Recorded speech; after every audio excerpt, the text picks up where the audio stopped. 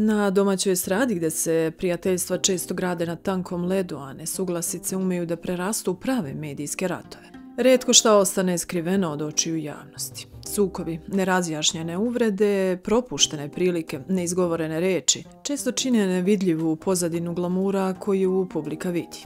Upravo o takvim pričama obiluje i aktuelni odnos između Emine Jahović i Saše Kovačevića, nekadašnjih bliskih saradnika i kolega koji su zajedno stvorili jedan od najvećih hitova svoje generacije, a danas govore potpuno različitim tonom o svom prijateljstvu. A u trenutku kada se estradna scena trese od svađa, rivalstva i javnih prepucavanja, njihov odnos ponovo je postao tema. Najpre zbog Sašinog izostanka sa Emininog spektakularnog koncerta u Sava centru, a potom zbog njegovih izjava u Amidži showu. A pevačica Emina Jahović priredila je još jedno nezaboravno veče pred beogradskom publikom 18. novembra, kada je u potpuno ispunjenom Sava centru održala spektakularan koncert. Emocije, glas, svetla i produkcija, sve je bilo na najvišem nivou, a publika je od prvog do posljednjeg minuta pevala sa njom. Iako su se mnoge kolege pojavile kako bi joj pružile podršku, pažnju privukao izostanak Saše Kovačevića, sa kojim Emina ima jedan od najlepših domaćih dueta. Pesmu koju i danas mnogi smatraju vanvremenskim hitom. Upravo zbog toga mnoge iznenadilo je kada Saša u emisiji Amidži showu progovorio o njihovom odnosu i otkrio da već godinama nisu u dobrim odnosima.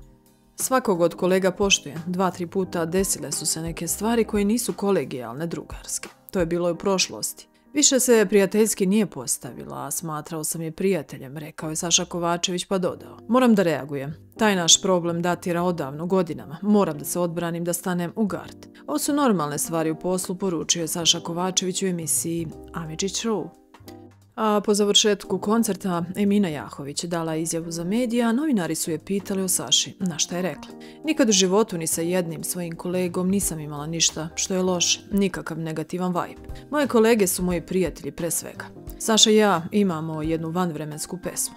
Ja sam napisala vanvremensku pesmu za nas dvoje. Nikada nismo imali nikakav problem, neki okršaj, da jedan drugom nešto loše kaže. Ja sam ga pozvala na prvi koncert, on je rekao da će ići kod Ivane Selakovi, jer je ona te noći također imala koncert.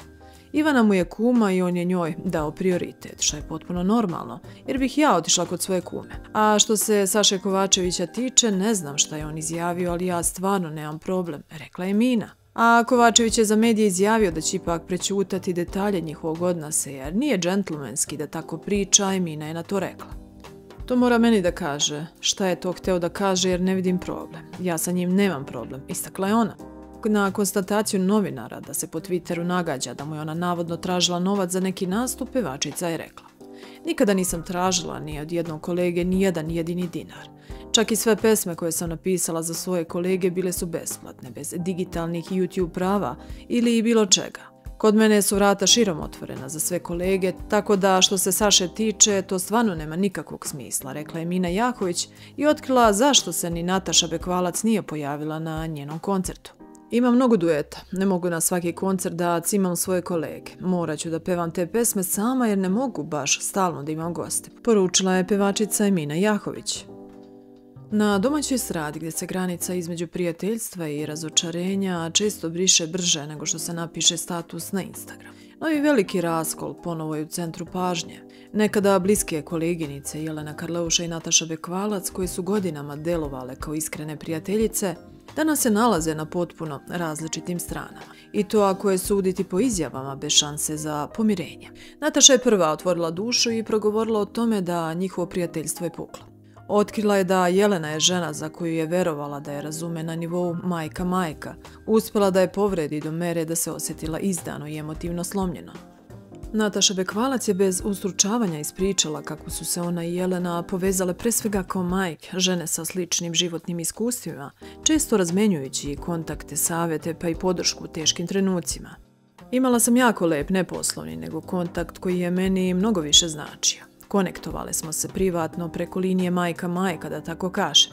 U jednom periodu imala sam neke probleme, neku vrstu privatnog problema, a ona mi je davala neke kontakte i to je to. Naši razgovori uglavnom su bili oko dece. To je tema koju sam imala sa Jelenom. Nekako mi se čini da je uvijek bila podržavajuća jer sam ja osoba koja prosto osjeti energiju do nedavno. Nije me ubila, ali jednim delom jeste. Stvarno, baš sam bila povređena. Intimno sam se osjetila kao jako me je povredila, izjavila je Nataša. A Jelena Karleuša, poznata po tome da nikada ne ćuti kada je napadnuta, oglasila se ubrzo i to žestoko. Njena reakcija je kao i uvijek odjeknula internetu. Dosta lupetanja, kakve su to gluposti, ja nju povredila. Pogledala sam izjavu Nataše Vekvalac da sam ja povredila i jako, ali ona u toj izjavi nije rekla da sam je povredila. Pa evo da je javno pita, čime sam ja to tebe, Nataša, povredila? Stvarno bih voljela da znam. A kada je o povređivanju reč, odlično znaš da sam za tebe bila tu, što se kaže, i u dobru i u zlu. Javna i privatna podrška i pomoć, kako si mi vratila? Tako što mi nisi poslala nijednu privatnu poruku od januara, dok si gledala kako me linčuju i napadaju na koncertima i mrežama. Da se tebi nešto desilo, prva bih te odbranila, ali nismo iste. Ja ne volim ni ljigavo ni liceme. Kod mene je sve čisto i velikog srca i ti to odlično znaš. Tako da je najbolje da se pokriješ tim stylinzima u kojima me kopiraš i ne nastavljaš brukanje. Ne kvari ono malo poštovanja koje prema tebi u ovim ružnim vremenima je ostalo. Napisala je Jelena na društvenim mrežama. A ova brutalna poruka Jelene Karleuše dodatno je raspalila vatru, a fanovi obe strane sada vode prave male ratove po društvenim mrežama. A ne stradi gdje se svaki potez prati pod lupom, a svaki propust lako preraste u skandal. Nova pažnja usmjerena i na odnos Saše Matića i Jelene Karleuše. Iako važe za kolegi koji su zajedno stvorile jednu od najemotivnijih balada domaće muzike, Ne smem da se zaljubim u tebe, ovih dana njihov odnos došao je u fokus zbog jedne, na izgled jednostavne stvari, a to je pozivnice. Jelena Karleuša javno izrazila je nezadovoljstvo što se nije našla na listi zvanica na raskošnoj proslavi 18. rođendana Sašine ćerke Tare, što je odmah pokrenulo lavinu komentara i spekulacija. Mnogi su se pitali da li je u pitanju novi estradni sukob i da li je njihovo prijateljstvo narušeno.